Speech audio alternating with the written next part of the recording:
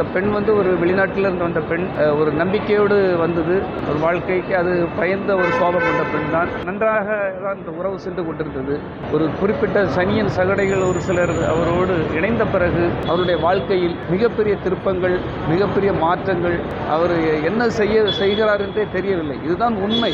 தெரியாதவர்கள் எங்கிருந்தாலும் எதையாவது சொல்லிட்டு இருக்கலாம். உங்கள் அம்மா அப்பாவுடைய கல்யாணம் எப்போ நடந்தது? 60ஆம் கல்யாணம் நடத்துகிறாங்க சார். அனாதையாக கல்யாணம், அந்த கல்யாண நாளை நடத்துகிறார்கள். உன்னுடைய ரசிகர்களுக்கு நீ உண்மையாக இல்லை. 42 பேர் இறந்த பிறகு யார் என்ன வேணாலும் சொல்லட்டும், போட்டுட்டு ஓடுறது எவ்வளோ பெரிய ஒரு பின்னடைவு, எவ்வளோ பெரிய வேகமாக ஓடுகிறார். போலீஸ் சொன்னாங்க, அவங்க யார் வேணால் சொல்லட்டும், நான் நிற்பேன் என்று நின்றிருக்க வேண்டும்.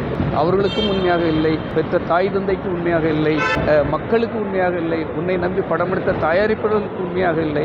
ஆரம்பத்தில் கஷ்டத்தில் புகைப்படத்தை பத்திரிகையில் போட மாட்டேன்னு சொன்ன காலத்தில் இருந்தவர்கள் யாருக்குமே நீங்கள் உதவியாக இல்லை. இந்த உண்மைகளை இனியாவது புரிந்து கொள்ள வேண்டும். வாழ்க்கையில் தான் மட்டும்தான், எனக்கு மட்டும்தான், என்னை யாரும் எதுவும் செய்திட முடியாது.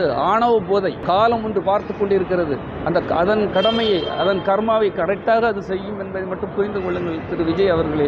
எந்த உச்சத்துக்கு போனாலும் உச்சத்திலிருந்து திரும்ப வந்துதான் ஆக வேண்டும். ஒரு பெண் மனம் வெளியே வந்ததே பெரிய விஷயம். அந்த வீட்டுக்குள்ளே இன்னொரு நடிகை இருந்திருக்கிறாங்கன்னு சொல்லியிருக்காங்க. அப்போ அவங்க எவ்வளவு வேதனைப்பட்டிருப்பார்கள்.